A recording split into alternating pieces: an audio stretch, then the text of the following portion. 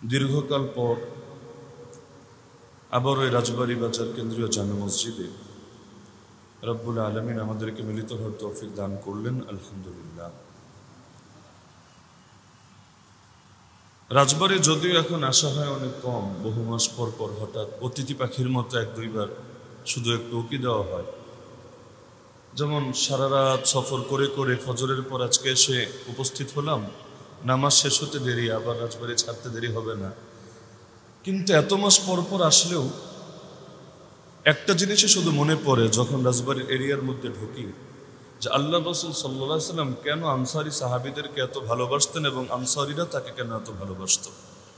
যদিও রসুলের বাড়ি মদিনায় না, রসুল মক্কার অধিবাসী, কিন্তু জীবনের অল্প কিছু সময় কাটালেন তিনি মদিনা শরীফের মধ্যে, ইয়াসরিবের মধ্যে। এতেই আল্লাহ রসুল সাল্লাল্লাহু আলাইহি সাল্লাম আনসারীদেরকে এত ভালোবাসতেন। রসুল বলেন, আল আনসারু শিআরুন নাসু বিসার, আনসারীরা হলো ভেতরের পোশাক আর বাকি সব মানুষ হলো বাহিরের পোশাক। ভেতরের পোশাক আর বাহিরের পোশাক মানে আমরা যেমন পাঞ্জাবের নিচে একটা গেঞ্জি গায়ে দিই, তো এখন জামা দেখা যাচ্ছে দুইটা, কিন্তু দুই জামার মধ্যে পাঞ্জাবিও আমার শরীরেরই পরিহিত জামা, আবার গেঞ্জিটাও শরীরের মধ্যেই পরিহিত জামা। তবে পাঞ্জাবি আর গেঞ্জির মধ্যেও গেঞ্জিটা ভেতরে এবং তুলনামূলক কাছে, আর পাঞ্জাবিটা একটু বাহিরে, একটু তুলনামূলক দূরে।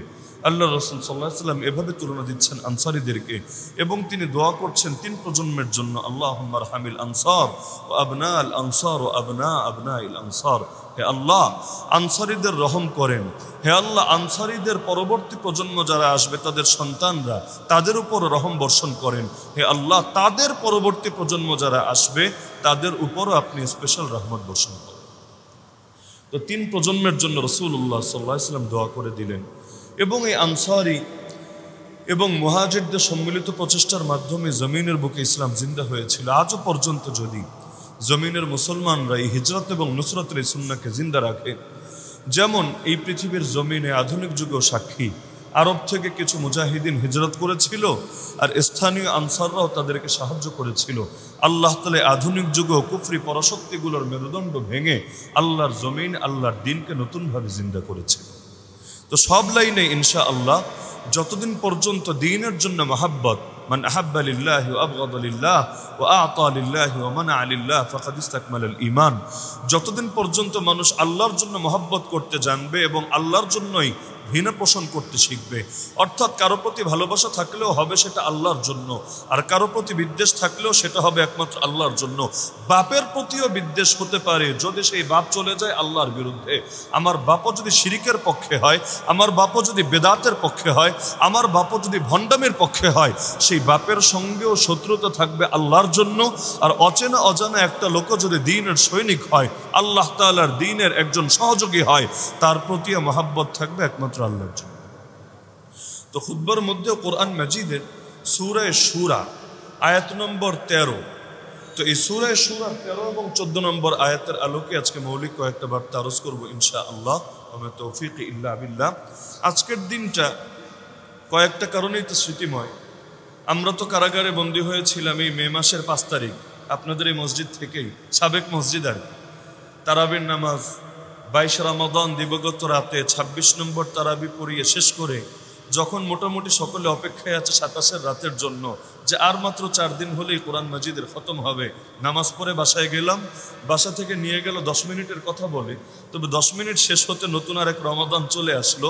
22 রমাদান গেলাম এখান থেকে, পরবর্তী বছরের পহেলা রমাদান ফিরে আসলাম আবার এখানে, মাঝখানে দীর্ঘ একটা সময়।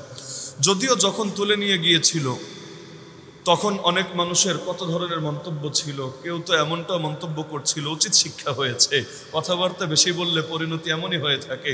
এমনকি আপনজনরা, অর্থাৎ যাদের সাথে নিয়মিত চলাফেরা, নিয়মিত ওঠা বসা, এমনকি যাদেরকে আমরা ভাবতাম যে একই চিন্তার অধিকারী বা বেদাতের বিপক্ষে, শিরিকের বিপক্ষে, তাওহীদ এবং সুন্নাহর পক্ষে সহযোগী, তারা পর্যন্ত ভাবলো হায় রে হুজুর জঙ্গি, এটা তো জানতামই না আমরা, তলে তলে তাহলে জঙ্গিবাদের সাথে জড়িয়ে গিয়েছে। যাক, উচিত একটা শিক্ষা হয়েছে। যাক, অবশেষে রব্বুল আলামিন 11 মাসের ব্যবধানে আবারও ফিরিয়ে আনলেন। তখনও সেই মানুষগুলোর সঙ্গে দেখা হলো, তবে সুর আবার আমূল পরিবর্তন হলো এবং অনেকের দিলের ধারণাও পরিবর্তন হতে বাধ্য হলো। ইতিহাস তেমনই কথা বলে। তো যখন আমাদেরও আরও 2 মাস আগে বন্দী হলেন শাইখুল হাদিস ইবনে শাইখুল হাদিস, দীর্ঘ 3 বছর 2 মাস পর আজও তিনি কারামুক্ত হলেন। যখন তিনি বন্দী হলেন এই রাজবাড়ির মধ্যে আমরাও তো শুনতাম বাজারে চলতে গেলে কত মানুষের কত ধরনের কথাবার্তা, এমনকি গোটা হুজুর জাতিকে নিয়ে গালিগালাজ করতে একজন ব্যক্তিকে কেন্দ্র করে, মানে পুরো কওমি আলেম সমাজ, পুরো এই মন মানসিকতার অধিকারী ওলামায়ে দেওবন্দ যারা আছে সবাইরে গালিগালাজ করত একজন ব্যক্তির ঘটনাকে কেন্দ্র করে, তাও শুধুমাত্র মিডিয়াকে দেখে। বাস্তব ফিল্ডে গিয়ে কেউ যাচাই করে নাই, ফ্যামিলির থেকে গিয়ে কেউ খোঁজখবর আনে নাই, কারো কাছে ওহিও নাজিল হয় নাই, ইলহাম বা কাশফও কিছু আসে নাই, শুধুমাত্র মিডিয়া শরীফের মধ্যে দেখেছে। আর মিডিয়াকে তো কোরআনের সমপর্যায়ে ওহি লোকে মনে করে যে মিডিয়ায় যা আসবে তা কি আর ভুল হতে পারে, কিন্তু জানে না মিডিয়া মুহূর্তে মুহূর্তেই পল্টি মারতে পারে। আমাদের বাংলাদেশের মিডিয়া এখন যেই হারে তালেবানের বন্দনা শুরু করেছে, অত পরিমাণ তালেবানের নাম আমাদের হুজুরদের মুখে আসে না। বিশ্বাস না হলে পত্রপত্রিকায় নজর রাখেন, মানে তালেবান, আফগানিস্তান, খোরাসান এই শব্দগুলো যেই পরিমাণ আমাদের হুজুরদের মুখে আসে না, এর চাইতে এখন সেকুলার মিডিয়ায় আরও বেশি করে এগুলো উচ্চকিত হয়। কারণ মিডিয়ার দরকার হলো পাবলিকের দৃষ্টি আকর্ষণ, অ্যাটেনশন। মিডিয়ার দরকার হলো কোন খবর পাবলিকে বেশি খায় সেটাকে দেখানো। আমরা তো তখন কারাগারে বন্দী। 15 আগস্টের আগে যেই পত্রিকাগুলোতে দেখলাম রিপোর্ট করছে নিয়মিতভাবে যে তালেবান জঙ্গিরা এটা করেছে, তালেবান জঙ্গিরা ওটা করেছে, তখন ওই যে আফগানিস্তানের সরকার যারা ছিল সে আশরাফ ঘানি, মূল নাম হলো আশরাফ গনি, বাংলা এলাকায় আশরাফ ঘানি, ওই ঘানি ভাঙা সরিষার তেল আর কি। তো আশরাফ ঘানির সরকারকে লিখতে হলো সরকার, আর তালেবানকে লিখতো জঙ্গি বাহিনী। রিপোর্ট দিতে এভাবে যে তালেবান জঙ্গিদের হামলায় বা তালেবান উগ্রবাদী বা সন্ত্রাসীদের হামলায় আশরাফ ঘানি সরকারের 3 জন সৈনিক নিহত হয়েছে বা শহীদ হয়েছে। একই পত্রিকা দেখলাম 15 আগস্টের পরে সুর চেঞ্জ করে এখন লিখছে তালেবান সরকার, তালেবান সরকারের বাহিনীর উপর আইএস জঙ্গিরা হামলা চালিয়েছে। মানে 2 দিন আগে তালেবানে ছিল জঙ্গি, 2 দিন পর তালেবান হয়ে গেল সরকার। ইয়ে কি চিজ হয়? আরে কোন এক আদর্শের উপর অটল থাকো। যদি জঙ্গি বলো চিরকালে জঙ্গি বলো, ক্ষমতায় আসলেও জঙ্গি, ক্ষমতায় না থাকলেও জঙ্গি। কারণ জঙ্গিবাদ একটা আদর্শ, জঙ্গিবাদ এটা ক্ষমতায় থাকা বা না থাকার বিষয় না। তো জঙ্গি বললে আগেও বলেছিস, এখনো বল, কিন্তু ভালো করে জানে এখন বললে পিঠের চামড়া রাস্ত থাকবে না। আর ওদের প্রভু আমেরিকাই তো বলে না, ওরা বলবে কোত্থেকে? তো বাসে যখন বলে না, কোনটি নিজের সাইজ বড় দেখাবে কিভাবে? দুনিয়ার হালতগুলো হয়ে যায় এমন যে একই মানুষ সুর পরিবর্তন করতে দেরি হয় না। এখন 2 দিন পর পর দেখবেন পত্রিকায় প্রশংসার প্রশংসা যে আফগানিস্তানের মুদ্রা আমেরিকান ডলারকে পর্যন্ত পেছনে ফেলে ভালো র্যাঙ্কিং করে ফেলেছে। আফগানিস্তানের মধ্যে এই খনিজ উপাদান পাওয়া গিয়েছে। আফগানিস্তান দুনিয়ার জন্য দুর্নীতি দমনে একটা মডেল হয়ে যাচ্ছে। আফগানিস্তানের হুজুররা আর মোল্লারা এই কাজ করে ফেলেছে। বাহ, কি পরিমাণ বন্দনা! তো এত বন্দনা যদি এখন এসে করাই লাগে, আগে এত গালি দেওয়ার কি দরকার ছিল রে ভাই? রয়েস হয়ে গালি দিতা, তাহলে বন্দনা এখন করতেও এতটা বাঁচত না, বা মানুষ এটাকে ডাবল স্ট্যান্ডার্ড বা দ্বিচারী মূলনীতি হিসাবে দেখতো না। তো দুনিয়ার অনেকের হালতই হয় এমন, কথা বলতে মোটেও দেরি করে না, কানে সংবাদ আসে সঙ্গে সঙ্গে বলতে শুরু করে। এই শান বা এই গুণ, এটা কোনো মুমিনের গুণ না, এটা মুনাফিকের গুণ। আল্লাহ রসুল বলেন কাফা বিল মারই কাযিবান আন ইউহাদ্দিসা বিকুল্লি মা সামিআ। একজন মানুষ মিথ্যুক হওয়ার জন্য, মিথ্যাবাদী হওয়ার জন্য এটাই যথেষ্ট, যা শোনে তাই বলে বেড়ায়, যাচাই না করে বাছাই না করে। এমনকি কেউ যদি জাল হাদিস বলে বেড়ায়, যেমনটাই বাংলাদেশের অধিকাংশ বেদাতির অবস্থা, বেদাতির একদিনও টিকতে পারবে না বাংলাদেশে যদি জাল হাদিস দিয়ে তারা বাণিজ্য না করে। ওদের মূল উপাদানই দুটো, মাথায় রেখে দিবেন, মূল উপাদানই দুটো। 1 নম্বর উপাদানের নাম হলো ইমোশন, আবেগ। দলিল পরে, আবেগ হলো আগে। এমনভাবে আবেগটারে উথলে দেবে যেন আবেগ দিয়েই দুনিয়া জয় করে ফেলবে, এর বাইরে কিচ্ছু লাগবে না। আর আমরা যখন ওদের কাছে দলিল চাই, এই যে তোরা নতুন আমলটা আবিষ্কার করলি, একটা মাত্র দলিল দে, বেশি লাগবে না, সিরেফ একটা দলিল দে, হয়তো কোরআন থেকে, না হলে রাসূলের বিশুদ্ধ হাদিস থেকে, না হলে উম্মতের সর্বসম্মত মত বা ইজমা থেকে, বা এই 3টা বাদ দে। কোনো এক ইমামে মুস্তাহিদ, ইমামে মুস্তাহিদ বুঝেন তো, মাযহাবের ইমাম যারা ছিলেন, কোনো একজনের কিয়াস থেকে, কারণ আমি কিয়াস করলে এটার ভ্যালু নাই, আপনি কিয়াস করলে এটার ভ্যালু নাই। শরীয়তে সব কিয়াস দলিল না রে ভাই। যেই কিয়াস ইমামে মুস্তাহিদরা করে এবং তারা কোরআন সুন্নাহ ইজমায়ের আলোকে করে, ওই কিয়াসের দাম আছে। না হলে কিয়াস তো রিক্সাওয়ালাও করতে পারে, কিয়াস তো ভ্যানওয়ালাও করতে পারে, কিয়াস তো দোকানদারও করতে পারে, কিয়াস তো কৃষকও করতে পারে। কিয়াস করে করে কেউ গাঞ্জা খাওয়ারেও বৈধ বানানোর চেষ্টা করতে পারে। মাজারে মাজারে অনেকে যে সিদ্ধি পাতা বা গাঞ্জা খাইতে থাকে, এরাও আপনি যদি জিজ্ঞাসা করেন বিভিন্ন কিয়াস বা যুক্তি উপস্থাপনের চেষ্টা করে। এক একজনের এক এক রকম যুক্তি থাকে, কিন্তু এই সমস্ত যুক্তিকে ডাস্টবিনে ছুঁড়ে ফেলা হবে। যেই কিয়াস মুস্তাহিদ করবে না আর যেই কিয়াস কোরআন সুন্নাহর ইজমায়ের আলোকে হবে না, ওই কিয়াসের এক পয়সা দামও উম্মার কাছে থাকবে। তাহলে ওদেরকে বলেন যে শরীয়তের দলিল তো চারটা, হয়তো কোরআন, না হলে বিশুদ্ধ হাদিস, না হলে উম্মার ইজমা, না হলে ইমামে মুস্তাহিদদের এমন কিয়াস যেই কিয়াসটা হয়েছে এই তিন মূলনীতির আলোকে, কোরআন সুন্নাহ ইজমা। কেন বারবার আমি তিন মূলনীতির আলোকে বলছি? কারণ মানুষ হিসাবে ভুল যে কারোই হতে পারে। ইমামে মুস্তাহিদ ফতোয়া দিলেই সবাই অন্ধের মতো সেটা মেনে নেয়, বিষয়টা এরকম না। তাহলে অন্যদের কাজ কি হবে? এই যে আমরা যারা নিজেদেরকে হানাফি বলি, হানাফি বলার অর্থ এটা না ইমাম আবু হানিফা যে ফতোয়া দিবে ব্যাস, যেহেতু ফতোয়া আবু হানিফা দিয়েছে সেটাই অন্ধের মতো মানি। বরং যারা হানাফি মাযহাব সম্পর্কে ন্যূনতম পড়াশোনা করেছেন জানেন, বহু মাসালা, বহু মানি এক দুইটা না, এক দুই ডজন না, এক দুই শত না, হাজার হাজার মাসালা এমন আছে যেখানে আবু হানিফা ফতোয়া দিয়েছেন একটা, কিন্তু পরবর্তী কেউ, সে হতে পারে তার ডাইরেক্ট শাগরেদ, ইমাম আবু ইউসুফ, ইমাম মুহাম্মদ, ইমাম জুফার, ইমাম হাসান বিন জিয়াদ, ইমাম আবদুল্লাহ বিন মুবারক, অথবা পরবর্তী কোনো ইমাম, ইমাম কাসানি, ইমাম জাসাস, ইমাম ইবনু আবিদিন শামি, পরবর্তী কোনো ইমাম এসে ফতোয়া দিয়েছে আরেকটা। এই যুগে এসে দেখবেন পরবর্তী ফতোয়াটাকেই আঁকড়ে ধরা হয়েছে, ইমাম আবু হানিফার ফতোয়াটাকে দুর্বল বলে আখ্যায়িত করা হয়েছে। কেন? কারণ হানাফি মাযহাব মানে এটা না যে ব্যক্তি আবু হানিফার মাযহাব। হানাফি মাযহাব মানে হলো যে এই মূলনীতি অনুসরণ করে যত আলেমরা আমাদের সামনে মডেল রেখে গিয়েছেন সকলের মাযহাব।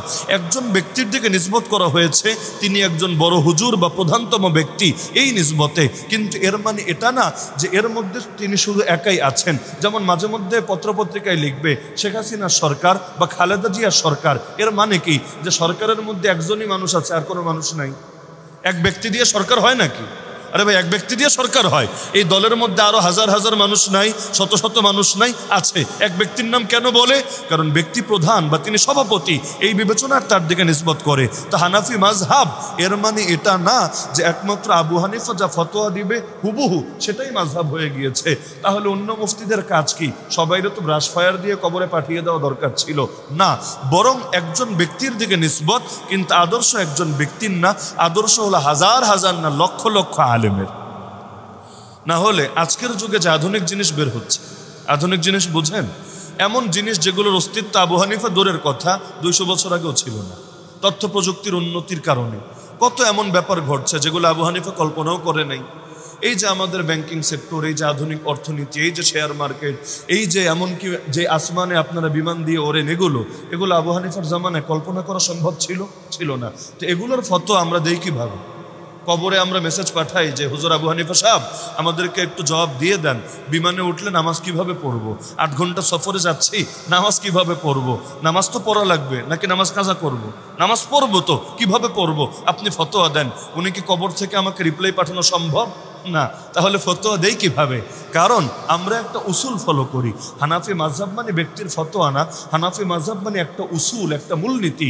কোরআন বোঝার মূলনীতি, হাদিস বোঝার মূলনীতি, উম্মার সালাফে সালেহিনের আদর্শ বোঝার মূলনীতি। মূলনীতি ছাড়া কখনো সমাধান বের করা যায় না। মূলনীতি ছাড়া যে সমাধান বের হবে ওটাকে সমাধান বলে না, ওটাকে ভণ্ডামি বলে। বাংলাদেশের কেউ মূলনীতি বাদ দিয়ে যদি সংবিধানকে নিজের মতো ব্যাখ্যা করে, এই ব্যাখ্যাকে জীবনে কেউ গ্রহণ করবে? এই ব্যাখ্যা দিয়ে সে যদি বেআইনি কাজ করে পুলিশ তারে ছেড়ে দিবে, যেহেতু তুমি একটা ব্যাখ্যা দাঁড় করিয়েছো, ঠিক আছে তুমি খালাস, তোমার কোনো পাপ নাই, এ কথা বলবে না। বরং বলবে সংবিধান দেখতে ছোট একটা বই হলে কি হবে, সংবিধান কিন্তু সাইজে বেশি বড় না, দেখতে ছোট। যে দেখতে ছোট হলে কি হবে, এর ব্যাখ্যা তুমি পারবা না মন গড়া করতে। এর ব্যাখ্যা সেটাই গ্রহণযোগ্য যারা এটাকে প্রণয়ন প্রণয়ন করেছে, বাস্তবায়ন করছে, তারা যেই ব্যাখ্যা অনুসরণ করছে, যেই মূলনীতি মেনে চলছে, ব্যাস সেটাই চূড়ান্ত। আমি কি বুঝলাম, আপনি কি বুঝলেন, এটা বিষয় না, বরঞ্চ যারা এটা রচনা করেছে তারা কি বুঝিয়েছে এটা বিষয়। তো এই কথা যদি মানুষের হাতে বানানো সংবিধানের ব্যাপারে বুঝতে পারেন, আল্লাহর দেওয়া কিতাবের ব্যাপারে বুঝতে পারবেন না? কোরআন আমি বুঝলাম, হয়ে গেল, নিজের মতো করে এমন বুঝলাম 1500 বছরে যেটা কেউ বুঝে নাই। আজকের যুগে লোকে বোঝে না, কোরআন দিয়ে দলিল দিবে যে মানুষ নাকি মানুষকে সেজদা করতে পারে, নাউযুবিল্লাহি মিন যালিক। কোরআন দিয়ে দলিল দিবে মানুষ নাকি কবরে গিয়ে সেজদায় লুটিয়ে পড়তে পারে। বা এই কোরআন কি তোর উপর নাজিল হয়েছে? আগে বল, যদি তোর উপর নাজিল হয় ঠিক হয়, তোর ব্যাখ্যা আমার মাথার উপর, আমার চোখের উপর। যদি বলে না আমার উপর নাজিল হয় নাই, নাজিল হয়েছে আরো প্রায় 1500 বছর আগে মুহাম্মদুর রাসূলুল্লাহ, সবাই বলেন সাল্লাল্লাহু আলাইহি ওয়াসাল্লামের উপরে, তাহলে আগে ক্লিয়ার কর যে এটাকে তুই ভালো বুঝবি নাকি মুহাম্মদুর রাসূলুল্লাহ সাল্লাল্লাহু আলাইহি ওয়াসাল্লাম ভালো বুঝবেন। কারণ আল্লাহ শুধু নবীকে শব্দই দেন নাই, আল্লাহ নবীকে শব্দও দিয়েছেন, আল্লাহ নবীকে ব্যাখ্যাও দিয়েছেন।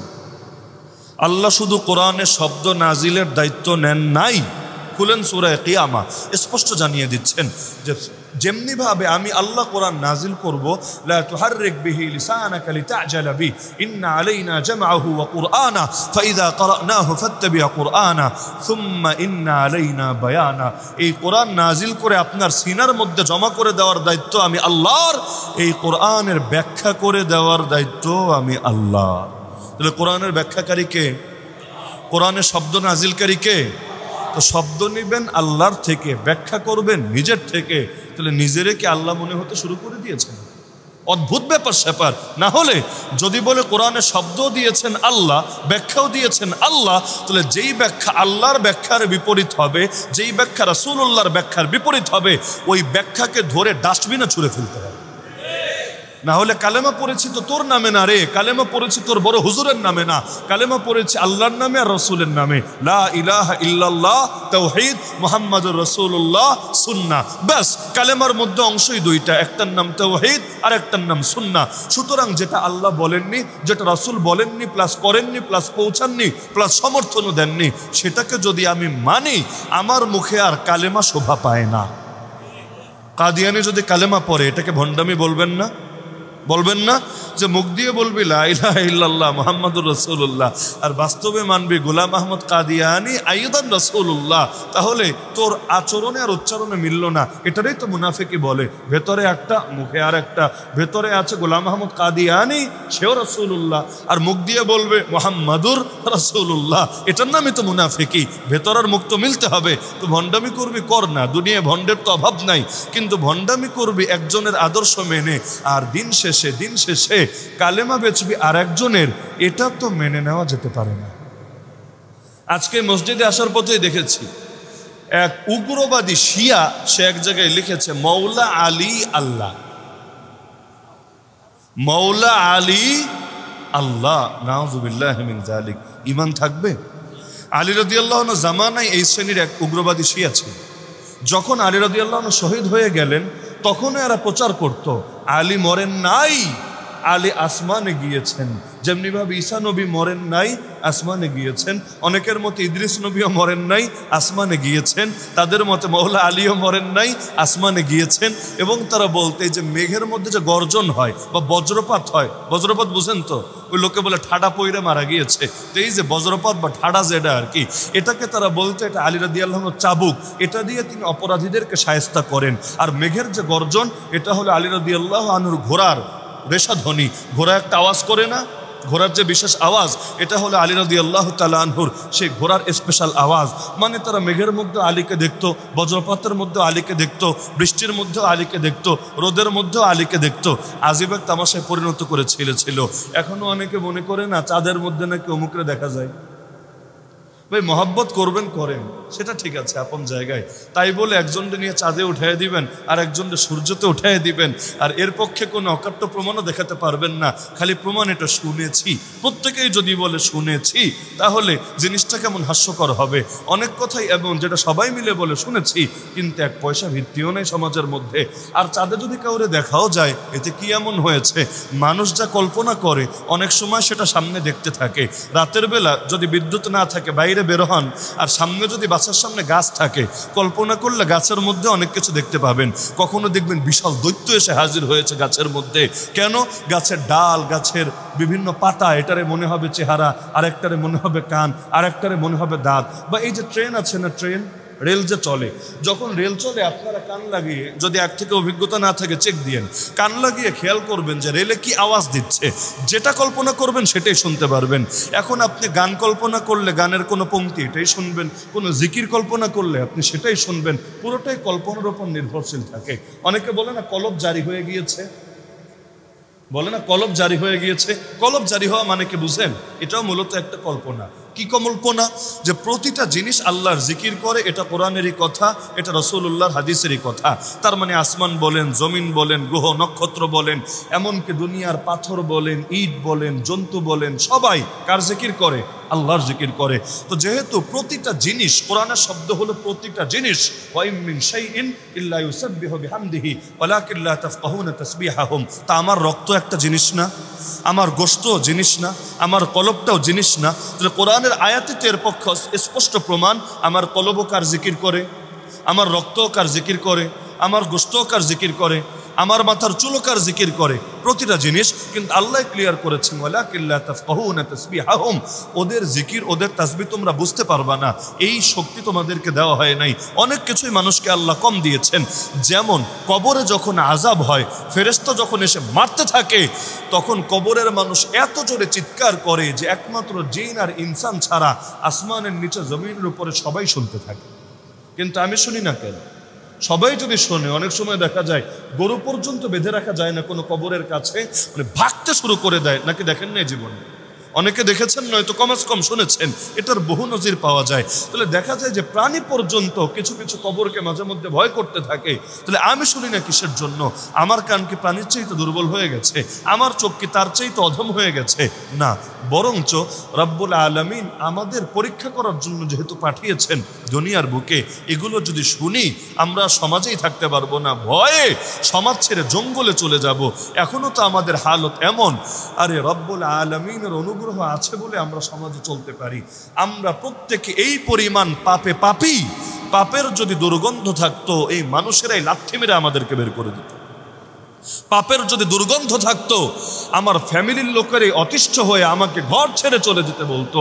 রবের নাম সত্তার, তাই তিনি আমাদের প্রত্যেকের গুনাহের উপর পর্দা ফেলে রাখেন, তাই লোকে সম্মান করে, তাই লোকে শ্রদ্ধা করে। একইভাবে রব্বুল আলামিন যেহেতু চান দুনিয়ার বুকে মানব জাতি টিকে থাকুক, এই স্বাভাবিকভাবে যতদিন রবের আদেশ না আসে ততদিন পর্যন্ত মানব প্রজন্ম সামনে অগ্রসর হতে থাকুক, এজন্য রব্বুল আলামিন এমন জিনিসগুলোর ব্যাপারে পর্দা ঢেলে দিয়েছেন যেটা মানুষ স্বাভাবিকভাবে যদি শোনে বা বোঝে বা দেখে আর পারবে না দুনিয়ার বুকে টিকে থাকতে, সব কিছু বিশৃঙ্খল হয়ে যাবে। অনেক কিছুই আছে কিন্তু আমরা দেখি না। আমার আপনার কাঁধে ফেরেশতা আছে নাকি না? নাই মনে হয় ফেরেশতা আছে। কে কে দেখেছেন? দেখেছেন? কেউ দেখেছেন? দেখি নাই, দেখার কোনো সুযোগও নাই। কেন? কারণ রব্বুল আলামিন চোখের সামনে পর্দা ফেলে রাখলে নিজের কাছে থাকা জিনিসও দেখা যায় না। দাজ্জাল দুনিয়াতে আছে নাকি নাই? দাজ্জালের সামনে জন্ম হবে না, সামনে প্রকাশ হবে। জন্ম ভিন্ন জিনিস, প্রকাশ ভিন্ন জিনিস। কেউ যদি বলে দাজ্জালের জন্ম হবে আগামীতে, তাহলে সহিহ মুসলিমের ওই হাদিসের কি ব্যাখ্যা করবে? সাহাবী তামিম দারি রাদিয়াল্লাহু আনহু গিয়ে তাকে যে দেখে এসেছেন, এবং আল্লাহর রাসূল যদি জিন্দা থাকে আজকে মুর্দা হবে কিভাবে? ওর মরণ তো হবে একবার, এবং নবী ঈসা আলাইহিস সালামের হাতে। দাজ্জাল আছে নাকি নাই? কোথায় আছে আল্লাহ ভালো জানে। আচ্ছা দাজ্জাল বাদ দেন, ইয়াজুজ মাজুজ আছে নাকি নাই? এটা তো কোরআনের আয়াত দ্বারাই প্রমাণিত, সূরা কাহাফ। এবং আমি আশা রাখি প্রত্যেক জুম্মার দিনই আপনারা হয়তো এটা তেলাওয়াত করেন, কারণ সূরা কাহাফ জুম্মার দিন তেলাওয়াতের কি ফজিলত সে জেলে যাওয়ার আগে কিন্তু বয়ান হয়েছিল। আপনাদের মনে আছে কিনা জানি না, আমার এখনো কানে বাজে। তো সেই সূরা কাহাফ প্রত্যেক জুম্মায় যদি তেলাওয়াত করেন, প্রত্যেক জুম্মায় তো আয়াত পাওয়ার কথা। ইয়া যাল কারনাইন, সেই যুলকারনাইনের কথা। ইন্না ইয়াজুজ ওয়া মাজুজ মুফসিদুনা ফিল আরদ ফাহাল নাজআলু লাকা খারজা আলা আন তাজআলা বাইনানা ওয়া বাইনাহুম সাদ্দা। তাহলে ইয়াজুজ মাজুজ তো আছে, এত এত স্যাটেলাইট একটা দিয়ে খুঁজে বের করেন না কোথায় আছে? কারণ ইয়াজুজ মাজুজ সংখ্যা আমাদের চাইতে বেশি। দুনিয়ায় যত মানুষ তার চাইতে ইয়াজুজ মাজুজের সংখ্যা বেশি, এত বেশি যখন বের হবে সবাই জানেন প্রথম দল গিয়ে সাগরে মুখ দিলেই পানি শেষ, দ্বিতীয় দল এসে ভাববে জীবনে কখনো পানি ছিল না, এমনকি সংখ্যা এত বেশি কোরআন বলছে ইয়ামুজ বা'দুহুম ফি বা'দ, একদল আরেক দলের উপর ঢেউয়ের মতো আছড়ে আছড়ে পড়বে, ঢেউ একটার উপর আরেকটা যেভাবে আছড়ে আছড়ে পড়ে, ওরা সংখ্যা এত বেশি। ওই ইস্তেমার মাঠ দেখেছেন জীবনে? দেখেন নাই? ইস্তেমার মাঠে শেষ দিন আখিরি মোনাজাতের পর যখন বের হতে শুরু করে অবস্থাটা কেমন হয়, যে একজনের গায়ের উপর আরেকজন, আরেকজনের গায়ের উপর আরেকজন, বাই চান্স কেউ যদি নিচে পড়ে যায়, আরে ইস্তেমা লাগে না, আমাদের মাহফিলেই মাঝে মধ্যে দেখি, আমার নিজের ধরেন গত 6 মাসে এমন অন্তত 3 বার হয়েছে যে ওই মুসাফাহা করতে যারা আসে এর মধ্যে কোনো বাচ্চা বা কিশোর সাইজের কেউ পড়ে গেছে। তো দেখা যায় আমি হঠাৎ করে দাঁড়িয়ে যাচ্ছি, কারণ একবার যদি পাড়া খেতে শুরু করে খেতে খেতে আর কি অবস্থা হবে আল্লাহ ভালো জানে। তা আমি দাঁড়াতে গিয়ে আমারই পড়ে যাওয়ার অবস্থা, কারণ পেছনের ধাক্কা এটা তো আমারই সামাল দেওয়া কষ্টকর হয়ে যাচ্ছে। তো ঢেউ জিনিসটা এমন, যখন সংখ্যায় বেশি হয় একজন আরেকজনের উপর বাড়ি খেয়ে খেয়ে আশ্রে খেয়ে খেয়ে পড়তে থাকে। তো ইয়াজুজ মাজুজ সংখ্যায় যে এত বেশি, কোন গর্তে লুকিয়ে আছে? আছে তো, এটা তো মানি আছে, কোথাও না কোথাও আছে, এবং এটা বংশধারায় ধীরে ধীরে বিস্তৃত হতে থাকবে। আমাদের যেমন বাচ্চা কাচ্চা হয় ওদেরও বাচ্চা কাচ্চা হয়, আমরাও মানুষ ওরাও মানুষ।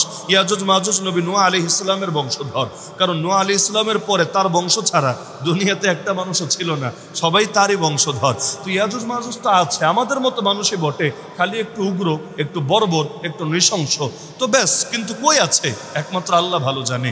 আল্লাহ চোখের সামনে পর্দা ফেলে রাখলে কেউ কিছুই পারে না দেখতে। তো জুহুর বা প্রকাশ ভিন্ন জিনিস, আর কোনো কিছুর মূল অস্তিত্ব বা জন্ম সেটা ভিন্ন জিনিস। যেমন আল্লাহর খলিফা মাহদি, তিনি নবীর জামানা থেকে এই পর্যন্ত জন্ম হয়ে আছেন, খালি তার প্রকাশ ঘটবে বিষয়টা এমন না। অনেক বইয়ে দেখবেন মাঝে মধ্যে লেখে ইমাম মাহদির আত্মপ্রকাশ, শব্দটা ভুল, আত্মপ্রকাশ না। ইমাম মাহদি আত্মপ্রকাশ মানে কি? যদি এটা বুঝান যে না তিনি আগ থেকেই মাহদি হয়ে আছেন, হঠাৎ করে একদিন সামনে এসে বের হবেন, কথা তো সহি না।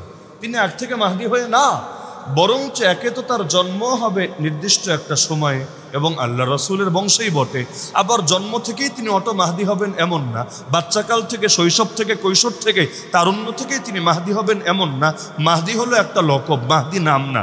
আমরা আগে আলোচনা করেছিলাম, ধারাবাহিক আলোচনা আরো বহু বছর আগে। তো মাহদি এটা কোনো নাম না, মাহদি হলো লকব। নাম তো মোহাম্মদ, তার নাম কি? বাপের নাম কি? আব্দুল্লাহ। আর কোনো দুর্বল বর্ণনায় আছে মায়ের নামও হবে আমেনা। তো মায়ের নাম আমেনা হোক বা না হোক, যেহেতু বর্ণনা দুর্বল, তার নাম মোহাম্মদ এটা নিশ্চিত, তার বাপের নাম আব্দুল্লাহ এটা নিশ্চিত, এবং তিনি আল্লাহ রসুল সাল্লাল্লাহু আলাইহি ওয়াসাল্লামের আহলে বাইতের অন্তর্ভুক্ত হবেন এটা নিশ্চিত, এগুলো নিয়ে সন্দেহ নাই। কিন্তু আবু দাউদের হাদিসের মধ্যে স্পষ্ট আছে ইউসলিহুল্লাহু ফি লাইলা, মাত্র এক রাতে আল্লাহ তাকে পারফেক্ট বানিয়ে দিবেন, যোগ্য বানিয়ে দিবেন, উপযুক্ত বানিয়ে দিবেন, মাত্র এক রাতে। এর মানে কি? ওই রাত আসার আগে মাহদি নিজেও জানবে না সে মাহদি হবে। মাহদি হতে যে যে গুণের দরকার, মাহদি একটা মাকাম, সিদ্দিক যেমন একটা মাকাম, মাহদিও একটা মাকাম। তো মাহদি হতে যে যে যোগ্যতা লাগে রব্বুল আলামিন সপ্তাহে দিবে কয় রাতে? এক রাতে। বলবেন কোন পীরের মুরিদ হবেন, কোন পীরের সোহবতে আল্লাহ এগুলো দান করবেন? না, মাহদি শব্দের অর্থই হলো আল্লাহ ডাইরেক্ট তাকে গাইড করবেন। মাহদি শব্দের অর্থ হেদায়েত থেকে এসেছে। মাহদি হেদায়েত মানে বুঝেন? হেদায়েত মানে কি? পথ দেখানো। হেদায়েত মানে কি? পথ চালানো। হেদায়েতের 2 অর্থ হয়, এক হলো পথ দেখাইয়া দেওয়া, সোজা যাও, 100 মিটার পর ডাইনে মন নিবা, তারপর 50 মিটার গিয়ে আবার বামে যাবা, এরপর আবার পূর্বে, এরপর আবার পশ্চিমে। এই যে আমরা পথ দেখাই এটাও হেদায়েত। আর হেদায়েতের আরেকটা মানে হলো পথ চালায়া দেওয়া। পথ চালায়া দেওয়া মানে কি? আরে আমিও যাচ্ছি ওদিকে, আসো আমার সাথে, হাত দাও, হাতটা ধরলাম, ব্যাস নিয়ে নিয়ে চলতে শুরু করলাম। দুটোই হেদায়েত। রব্বুল আলামিন যে আমাদেরকে হেদায়েত দেয়, 2 অর্থেই হেদায়েত দেয়। যেমন কোরআনকে হেদায়েত বলা হয়েছে মানুষের জন্য। সূরা বাকারায় আল্লাহ বলেন হুদাল্লিন নাস, কোরআন হলো সমগ্র বিশ্বের মানুষের জন্য হেদায়েত। অথচ একই সূরার শুরুতে আল্লাহ বলেছেন হুদাল্লিল মুত্তাকিন, যালিকাল কিতাবু লা রাইবা ফি হুদাল্লিল মুত্তাকিন। কোরআন হেদায়েত মুমিন মুত্তাকিদের জন্য। কোনটা মানবেন? যদি বলেন সমস্ত মানুষের জন্য, সমস্ত মানুষ তো মুমিন না, নাকি সমস্ত মানুষই মুত্তাকি? হিন্দুরাও মুত্তাকি, খ্রিস্টানরাও মুত্তাকি, নাস্তিকরাও মুত্তাকি, এরকম আকীদা আছে নাকি কারো? তো মুত্তাকি মানে তো মুমিন, কাফের তো আর মুত্তাকি হওয়ার প্রশ্ন আসে না। কারণ তাকওয়ার 1 নম্বর স্তরই হলো শিরিক ছাড়া। তো যে শিরিক ছাড়ে নাই সে জীবনেও মুত্তাকি হতে পারে না। তাহলে কোন আয়াত মানবেন? কোন আয়াত মানবেন, যে মুমিনদের জন্য হেদায়াত না সমস্ত মানুষের জন্য হেদায়াত? এক শ্রেণীর হাইব্রিড মস্তিষ্কের লোক আছে, ওরা যেখানে ইখতিলাফ দেখে সেখানে লাল কার্ড দেখাতে থাকে। বাংলাদেশে এক শ্রেণীর লোক আছে, এরা বলে আমরা ফিক মানি না বা ফিকি মাযহাব মানি না। কেন? ফিক এসে উম্মতকে ভাগ ভাগ করে দিয়েছে, হাজার হাজার ভাগে বিভক্ত করে দিয়েছে। তো উম্মার যদি ঐক্য চাও, ইখতিলাফ যদি মিটিয়ে দিতে চাও, মাযহাব মিটিয়ে দিতে হবে। আমার উপর হাসি আসে এই অবাস্তব কথাগুলো শুনলে, কারণ মাযহাব মিটালেই উম্মার ঐক্য আসবে আর সবার আমল এক হবে। এই কথা পাগলরে বললে ও তো পারবে না বিশ্বাস করতে, কারণ যারা মাযহাব মানে না সবাই পেরেছে একরকম নামাজ পড়তে, নামাজ রাখেন, সবাই পেরেছে একরকম হাত বাঁধতে। আমি দেখাবো না, দেখানোর দরকার নেই, পরে বলবে নামাজ নিয়ে হুজুর টিটকারি করে, টিটকারি করছি না। কিন্তু যারা মাযহাব ছেড়েছে ঐক্য কায়েমের জন্য, ভিন্ন কোনো ডায়লগ দিলে আমার আপত্তি ছিল না, বহুত যুক্তিই তো দেখানো যায়, ভাই অন্য কোনো যুক্তি দেখান, ব্যাপার না। কিন্তু আপনি বলবেন মাযহাবে মাযহাবে ইখতিলাফ, তো ঐক্য করার জন্য আমরা মাযহাব ছাড়বো, ঐক্য হলোটা কোথায়? দিন শেষে আপনারাও বিভক্ত থাকলেন। আরে আমরা কওমি হুজুররা সর্বোচ্চ এতটুকু দেখাতে পারবেন যে একজন আরেকজনের বিরুদ্ধে তলে তলে কিছু হয়তো ষড়যন্ত্র করেছে, কিন্তু ডাইরেক্ট মারপিট করেছে এমন নজির আমি দেখি নাই।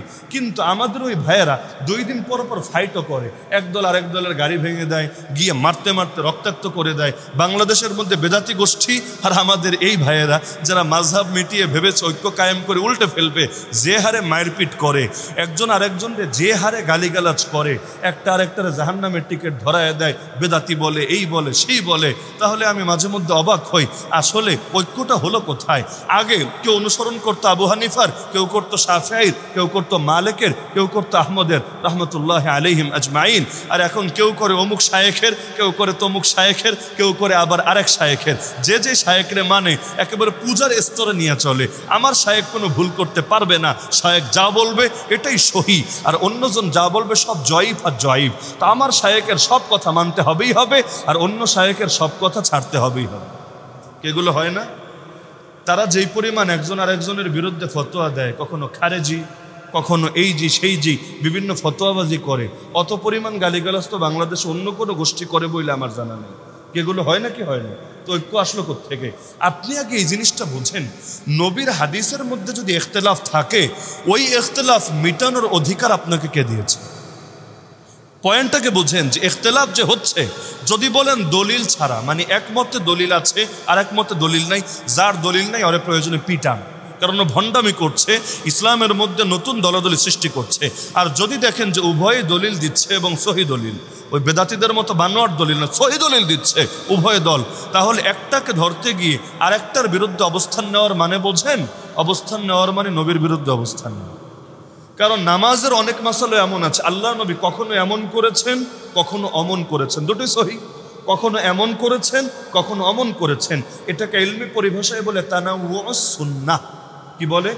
তানাউউস সুন্নাহ, সুন্নার ভিন্নতা, সুন্নার বৈচিত্র্য। মানে সুন্নাই 2 রকম, আমরা যে কোরআন সুন্না বলি, সুন্নাই 2 রকম। তো সুন্না যদি 2 রকম থাকে, তাহলে রব্বুল আলামিন সবগুলো সুন্নাকেই কিয়ামত পর্যন্ত জিন্দা রাখবে। কারণ ইসলাম হেফাজতের দায়িত্ব আমার না, ইসলাম হেফাজতের দায়িত্ব নিয়েছেন কে? আল্লাহ। আল্লাহ 2 ভাবেই হেফাজত করবেন, ইলমিভাবে তো হেফাজত করবেনই করবেন, আমলিভাবেও, ফিল্ডেও, প্র্যাকটিক্যাল ভাবেও রব্বুল আলামিন হেফাজত করবেন। তা আল্লাহ নবীর এই হাদিসটাকে দিয়ে আমল করিয়ে নিচ্ছে এই বান্দার থেকে, ওই হাদিস আমল করিয়ে নিচ্ছে এই বান্দার থেকে। 2টা হাদিস আল্লাহ জিন্দা রেখেছে এবং কিয়ামত পর্যন্ত জিন্দা রাখবে। তা আল্লাহ যদি আমার দ্বারা আর আপনার দ্বারা, দুজনের দ্বারা নবীর 2টা হাদিস জিন্দা রাখে, তা আপনাকে দেখে আমার গা জ্বলার আর আমাকে দেখে আপনার গা জ্বলার কি কারণ দেখা দিয়েছে? প্রশ্ন বুঝতে পারছেন যে 2 জিনিস, এক হলো ভণ্ডামির বিরোধিতা করা আর আরেক হলো বৈধ ইখতিলাফের বিরোধিতা করা।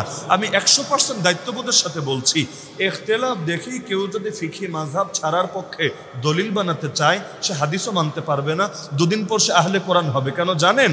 কারণ এই ইখতিলাফগুলো বেশিরভাগ এসেছে হাদিস থেকে। আমি বড়সড় কোনো অপরিচিত কিতাবের নাম বলছি না, তিরমিজি শরীফের নাম শুনেছেন জীবনে? আমার ধারণা সকলেই শোনার কথা, কারণ বুখারী, মুসলিম, আবু দাউদ, তিরমিজি, নাসাই, ইবনে মাজাহ, এই 6 কিতাব, বা যেটাকে আপনারা সিয়াসিত্তা বলেন, কুতুবে সিত্তা বলেন, এই 6 কিতাবের নাম তো সবাই জানে। সংসদেও দেখেন না দাঁড়ায় বলে আমরা সিয়াসিত্তা পড়েছি। তাহলে সিয়াসিত্তা এটা তো মোটামুটি সকলেই পরিচিত থাকে এর সাথে। তাহলে সিয়াসিত্তার মধ্যে একটা কিতাবের নাম তিরমিজি। এই তিরমিজি কিতাবটাই আপনারা খুলে দেখেন, বাংলাও পাওয়া যায়, আপনারা খুলে দেখেন। ইমাম তিরমিজির একটা বৈশিষ্ট্য হলো তিনি যেই মাসালায় 2 রকম হাদিস আছে, তিনি পরপর 2 রকম হাদিস এনে দেন। প্রথমে আনবেন ধরেন এইটার পক্ষে, পরেরটা আনবেন এটার বিপক্ষে। প্রথমে আনবেন করার হাদিস, পরেরটা আনবেন ছাড়ার হাদিস, সঙ্গে দেখিয়ে দিবেন এই প্রথম হাদিসের আলোকে ফতোয়া দিয়েছে অমুক অমুক হুজুর, দ্বিতীয় হাদিসের আলোকে ফতোয়া দিয়েছে তমুক তমুক হুজুর। তাহলে কিতাবের মধ্যে কি পাওয়া যাচ্ছে? হাদিসের কিতাব, কিন্তু দেখা যাচ্ছে পাশাপাশি রাখলেই 2 রকম আমল পাওয়া যাচ্ছে। তো এখন দুইটাই তো নবীর হাদিস, কোনটারে অস্বীকার করবেন? অস্বীকার করলে ঈমান থাকবে? তো সুন্নাহর বৈচিত্র্য নিয়ে এগুলো টিটকারি মারা যায় না। এজন্য আমরা ধরেন হানাফি, আমরা জীবনে বলেছি শাফিঈরা গোমরা, মালিকিরা ভণ্ড, হাম্বলিরা জাহান্নামী, জীবনে বলেছি। আমার সামনে কেউ যদি ইমাম মালিকরে গালি দেয়, আমি চুপ করে বসে থাকবো নাকি ওর বিরুদ্ধে প্রতিবাদ করব?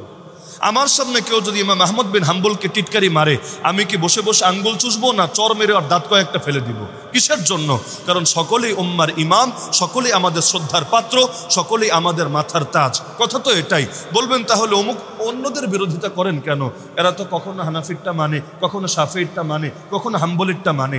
এই ব্যাপারে একটা কথা ভালো মতো দিলে বুঝে নেন যে যদি 4 মাযহাব হকই হয়, যদি 4 মাযহাব হকই হয়, হুজুর যখন যেটা ভালো লাগে সেটা মানবো, সমস্যা কোথায়? আমি তো হকই মানছি, আমি তো বাতিল মানছি না।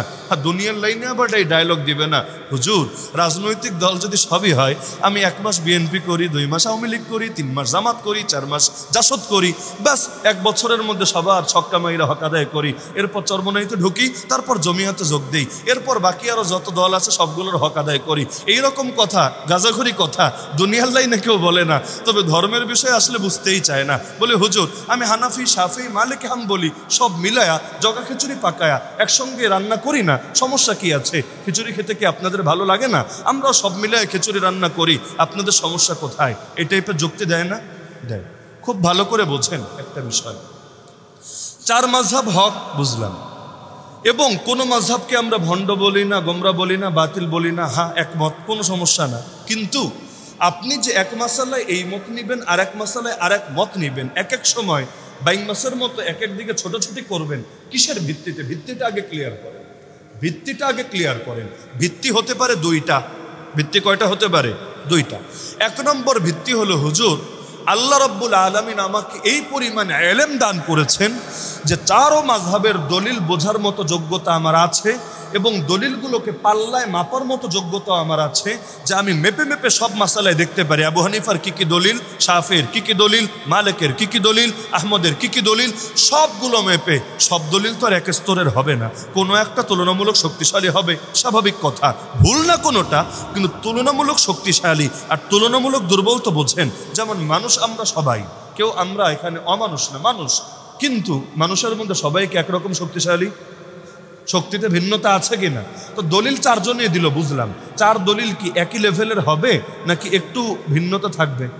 একটা দলিল মনে করেন 100% শক্তিশালী, আর একটা 99% শক্তিশালী, আর একটা 95% শক্তিশালী, আর একটা 90% শক্তিশালী। তা আমি মাইপা যেটার মধ্যে দেখব যে সবচাইতে বেশি শক্তি, আমি সেটা মানব। এটাকে বলে ফিকহে মুকারান। যদি এরকম কেউ করে এটা নাজায়েজ বলা হবে না। তবে খুব ভালো মতো বোঝেন, এটা করতে পারবে আমার মতো বল্টু সল্টু না, এটা করতে পারবে একমাত্র সে 4 মাযহাবের ইলম যার হাসিল হয়েছে। শুধু গুগল সার্চ করার যোগ্যতা থাকলে এটা হবে না, শুধু ইউটিউব সার্চ করার যোগ্যতা থাকলে এটা হবে না। কারণ ইউটিউবে সার্চ করে কি দেখবেন? যে আমি এই মাসালায় কি ফতোয়া দিয়েছি এটা দেখবেন, শাফিঈ মাযহাবের এক হুজুর কি ফতোয়া দিয়েছে এটা দেখবেন। আচ্ছা, আমি কি আবু হানিফা? আবু হানিফার সব কথা বোঝার মতো যোগ্যতা কি আমার আছে? নাই। আমাদের এই বাংলাদেশে একজন মুস্তাহিদ ইমামের নাম বলেন তো। মুস্তাহিদ ইমাম বুঝেন? যেমন ইমাম আবু ইউসুফ মুস্তাহিদ ইমাম, ইমাম মুহাম্মদ মুস্তাহিদ ইমাম, ইমাম জুফার মুস্তাহিদ ইমাম, ইমাম আব্দুল্লাহ বিন মুবারক মুস্তাহিদ ইমাম। একজন মুস্তাহিদ ইমামের নাম বলেন, যে কোনো মাদ্রাসার হুজুর হোক, আমরা গিয়ে তারা জাদুঘরে সাজায় রাখবো ইনশাআল্লাহ। কারণ এই জামানে মুস্তাহিদ ইমাম যদি আসে, তাহলে তো আসমানে সেতারা মনে করতে হবে। কারণ ইলমের ব্যাপক ক্রাইসিস দেখা দিয়েছে দুনিয়ার বুকে। তখন মুস্তাহিদ পাওয়া গেলে তারে তো সেই রকম কদর করা লাগবে। একজন বাংলাদেশ থেকে মুস্তাহিদ ইমামের নাম বলেন দেখি, কারো জানা আছে? জানা আছে? নাই। আমরা কি করি? আমরা কপিবাজ। আমরা কপিবাজ মানে কি? ওই কিতাবের মধ্যে আবু হানিফার যে মতগুলো পাই আমরা খুঁজে খুঁজে বের করে পেস্ট করি, কপি করে পেস্ট করি। দলিল দেওয়া আছে 100টা, আমি তো আর 100 দলিল বুঝিও না, এত মাথায়ও থাকে না, আমি একটা দুইটা দলিল ওই কিতাব থেকে বের করে আপনাদের সামনে উপস্থাপন করি। আচ্ছা, এমন হতে পারে না যে আমি যেই দলিলটা আনলাম এটা ওই 100 দলিলের মধ্যে একটু দুর্বলতম দলিল, আর যে দলিলটা আনলাম না ওইটাই হলো মূল দলিল? হতে পারে কি না? হতে পারে কি না? আমি তো আর মাযহাবের ঠিকাদারি নেই নাই যে এখন সব কিছু আমারই বলা লাগবে বা আমি সব কিছু বলার যোগ্যতা রাখি। তো মাপবেন কারে দিয়ে? আমারে দিয়া? আরে এই যুগে কেউ যদি ইসলাম চিনতে চায় আমাকে দিয়ে আপনাকে দিয়ে, ও তো ইসলামই চিনতে পারবে না। হিন্দু খ্রিস্টান বৌদ্ধ যারা আছে ওরা যদি আজকের যুগের মুসলমানদেরকে দেখে দেখে ইসলাম চিনতে চায়, কোরআন চিনতে চায়, হাদিস বুঝতে চায়, উপায় থাকবে? সাহাবীরা বলতে পারতেন কুনু মিসলানা, আমাদের মতো হয়ে যাও। আমরা বলতে পারি না, আমরা বলি সাহাবীদের মতো হয়ে যাও, ওই মৃত মানুষগুলোর মতো হয়ে যাও, আমাদের মতো না। কারণ আমরা ওই কোয়ালিটিতে এখনো যেতেই পারি না। আমরা করে বলি না আমার মতো নামাজ পড়ো, এটা বলি নবী এবং তার সাহাবীদের মতো নামাজ পড়ো। বলি না আমার মতো রোজা রাখো, বলি নবী এবং সাহাবীদের মতো রোজা রাখো। মাপকাঠি বানাই তাদেরকে। তো যেমনি ভাবে ইসলাম চেনা যায় না আমার মতো উল্টো সল্টুরে দিয়ে, একইভাবে মাযহাবের মূল হাকিকত বোঝা যাবে না আমার মতো এইরকম সাধারণ জ্ঞানী কোনো মানুষকে দিয়ে। এগুলো বুঝতে চাইলে ওই রকম শহরের মানুষকে আবার দুনিয়া ফিরে আনতে হবে। তবুও যদি এইরকম বাস্তবিক কোনো যোগ্য লোক থাকে, থাকা অস্বাভাবিক না। রব্বুল আলামিন কারে কি দান করবেন তিনি ভালো জানেন। মনে করেন আমরা এরকম কয়েকজন হুজুরের নাম বলতে পারি। শাহ ওলিউল্লাহ দেহলভীর নাম শুনেছেন? শায়েখ ইমাম আল্লামা আব্দুল হাই লাকনবী রহমতুল্লাহ আলাইহির নাম শুনেছেন? এই যে মানুষগুলো আমাদের ভারতীয় উপমহাদেশেরই মানুষ, বাইরের দেশের মানুষ না, যদিও দীর্ঘকাল আগের মানুষ। এই মানুষগুলোর ব্যাপারে আমরা বলতে পারি, বা মুজাদ্দেদ আল-ফিসানির নাম তো শুনেছেন, এই মানুষগুলোর ব্যাপারে আমরা বলতে পারি তারা যদি কোনো মাসআলার ক্ষেত্রে চারো মাযহাবের সব দলিল কম্পেয়ার করে কোনো ক্ষেত্রে দেখা যায় হানাফি মাযহাবের মতকে উপেক্ষা করে অন্য একটা মতকে অধিক শক্তিশালী বলে ফতোয়া দিয়েছেন বা মূল্যায়ন করেছেন, এতে আপত্তি করার কোনো সুযোগ নাই এবং বাস্তবে দিয়েছেনও। আমি এখানে পয়েন্ট নিয়ে যেহেতু এটা আজকের মূল আলোচ্য বিষয় না, আমি উদাহরণে যাচ্ছি না, না হলে আমি লিস্ট ধরিয়ে দিতাম আপনাকে যে মুজাদ্দেদ আল-ফিসানি এই মাসালায় ইমাম আবু হানিফার বাইরে গিয়ে ফতোয়া দিয়েছেন, শাহ ওলিউল্লাহ দেহলভী এই মাসালায় গিয়ে ইমাম আবু হানিফার বাইরে গিয়ে ফতোয়া দিয়েছেন, আব্দুল হাই লাকনবী এই মাসালায় গিয়ে ইমাম আবু হানিফার বাইরে ফতোয়া দিয়েছেন। কেন? নফসের খায়সাতের কারণে? গুগল সার্চ করে করে? শায়েখ ইউটিউবের মধ্যে মুতালা করে করে? না, বরঞ্চ তাদের ইলমের আলোকে সব দলিলকে কম্পেয়ার করে। এই যোগ্যতা আল্লাহ তারে দিয়েছে, আমারে দেয় নাই। সে যদি করে আমার আপত্তির কোনো কারণ নাই। কিন্তু আমাদের দেশে যারা করে যে হুজুর চারো মাযহাব তো হক, একটা মানলেই চলে, এদের মধ্যে বড় একটা অংশ এমন যারা শুদ্ধ করে কালেমাটাই পড়তে পারে না। সূরা কিরাত বাদ দেন, শুদ্ধ করে কালেমাটাই পড়তে পারে না। এমনকি নামাজের ফরজ কি কি, ওয়াজিব কি কি, এগুলো পর্যন্ত ঠিকঠাকভাবে জানে না। তাহলে এরা যে ব্যাংমাসের মতো ছোটাছুটি করবে, কখনো এই মাযহাবে কখনো ওই মাযহাবে, কিসের ভিত্তিতে? এদের মূল ভিত্তি কি হবে জানেন? মূল ভিত্তি হবে সহজতা। যেখানেই আছে সহজতা সেখানেই মে হাজির হো, কারণ সহজতা ছাড়া যাবে না। যেমন দুটো উদাহরণ দিলেই বুঝবেন। বিয়ে করতে গিয়েছে, এখন পালিয়ে পালিয়ে বিয়ে করবে, কারণ ফ্যামিলি রাজি না। এগুলো হয় না মনে হয় বাংলাদেশে? হয়। এখন পালায়া বিয়ে করবে, ফ্যামিলি তো রাজি না, কি করবে? লাভ ম্যারেজ করার জন্য সে দেখছে যে এতকাল তো আমি সালাফি ছিলাম, তবে সালাফি মত অনুসারে এভাবে মেয়েরে পালায়া নিয়ে বিয়ে করলে বিয়ে হবে না, জিনা হবে, জিনা। অভিভাবক লাগবেই লাগবে, ওলির অনুমতি ছাড়া, ওলি বা অভিভাবকের অনুমতি ছাড়া বিয়ে হবে না। ফানিকাহুহা বাতিলুন বাতিলুন বাতিলুন, 3 বার বলা আছে তার বিয়ে বাতিল হবে, বিয়ে বাতিল হবে, বিয়ে বাতিল হবে। এখন তার তো বিয়ে করা লাগবে। এখন কি করবে? এখন বলবে এই মাসালায় আমি হানাফি হয়ে গেলাম, যেহেতু হানাফি মাযহাবে এখানে একটু ছাড় আছে, এই মাসালায় আমি হানাফি হয়ে গেলাম, পালায়া বিয়েটা সেরে ফেললাম। আচ্ছা, ভালো কথা। এরপর কয়দিন পর রাগের মাথায় জামাই বউতে তো ঝগড়াঝাটি হয়, আর যদি ফ্যামিলি ম্যারেজ না হয়, লাভ ম্যারেজ হয়, এখানে দুর্বল থাকে ভিত্তিটা।